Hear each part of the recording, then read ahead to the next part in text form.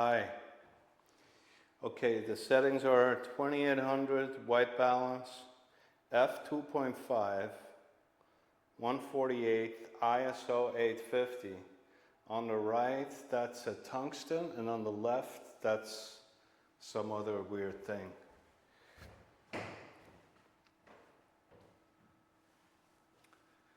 Hi, my name is Matthias. I'm a hardwood floor contractor here in Los Angeles. I'm specialized in custom finished hardwood floors. That means I specialize in the type of hardwood floors that get sanded and finished on site. What this means is a floor will be completely adapted to your particular circumstances, to the level and flatness of your particular home, and it won't have any bevels or grooves, and it will be a completely flat surface. The other advantage that you get with a site-finished custom hardwood floor is you get to pick the type of finish that you like. There's various degrees of polyurethane that you can apply, which is mostly distinguished between commercial grade and residential grade finish. Then there is another way of finishing your floors that is called a penetrating finish. A penetrating finish does not put a layer on top of the hardwood floors, but instead applies the finish and rubs it into the wood.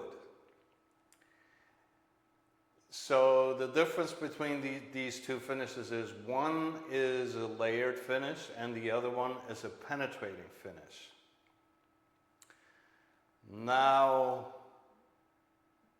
which one is best for you, you have to decide for yourself. But an advantage with a penetrating finish is that you can make repairs and you can do spot touch-ups, whereas with the polyurethane finished floor, this is sometimes difficult to do. The reasons for that is that polyurethane floors, mostly the finish contains cyanide, and the cyanide over time discolors the finish. I'm not sure if it's cyanide, but it's something in the finish that causes discoloration. The cyanide is the reason why white oak turns green if you polyurethane finish them after a couple of years. And this is also the reason why the finish ambers over time. There's also an issue with, it depends on whether or not the hardwood floor contains tannin. But anyways, a penetrating finished floor is a different philosophy, but it does allow you to make repairs and fix it, but it's not a perfect, sleek, and, you know, like glossy and smooth and flashy type of stuff. It's very understated, and the penetrating finished floor will still scratch. Any hardwood floor is going to scratch, even Ipe, ironwood, Brazilian teak, it will scratch if somebody pushes stuff around it, or you have like a heavy dog that slides around on it and chases after the mailman. So,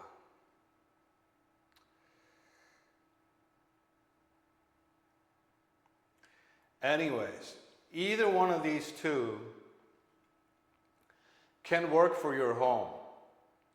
One is more of a set it and forget it, and the other is more of a something where you develop a relationship with your hardwood floors. And you kind of get to know them and, you know, maintain them, take care of them. Don't just, they become kind of part of your family, is what this works like. Now, a lot of people talk bad about penetrating finish, saying, well, this is just an old-fashioned stuff and you have to keep on doing it regularly. But this isn't true, okay? The modern penetrating finishes, although they are applied in the same way old-fashioned oil-type varnishes used to be applied with a buffer and steel wool, or even by hand rubbed into the wood with steel wool. These new products are modern products. That means they have technology, and pretty daft technology at that. And this is nanotechnology, okay? So anyways, what I can tell you is this, if you do it correctly, and that means you have to follow the specifications and the rules and how the manufacturer wants you to do it, and also you have to have a certain degree of experience, like you have to know how wood behaves, how grain of wood behaves, and then you're going to be fine. I have been using this finish ever since the air quality standards have changed in Southern California, which I think was like around 2006, 2007. So I wanted to try another finish that will be as durable. And most of all, a lot of people get frustrated with hardwood floors because they scratch them up, and then they're being told they cannot really be repaired, or it's very expensive to repair them. But with a penetrating finish, you can actually do a lot of these repairs yourself, or you can have somebody else do them, but they're much easier to do than with a polyurethane finished floor. It's definitely something a regular handy person or a homeowner could do, as long as you follow the rules and do it the right way. There's definitely a wrong way and the right way when it comes to hardwood floors and side finished hardwood floors. Now, I wanted to kind of give a little bit of further information, because a lot of people get frustrated with their hardwood floors, and this is twofold. People have expectations of always being accommodated, and basically we've been living a life where we get to do whatever we want and feel like doing, and it might not always be the best idea to do that. I think there's a time to enjoy ourselves, and there's a time to just, go along with what things feel like and be spontaneous.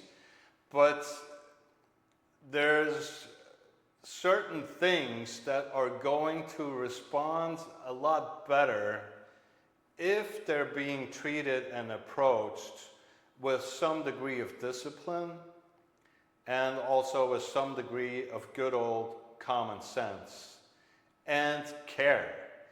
And this is what is going to provide value in the long run to your family, to yourself, to your loved ones, and to your home, and to your floors. So one thing that's definitely a good idea to do is not to wear your shoes all over the house.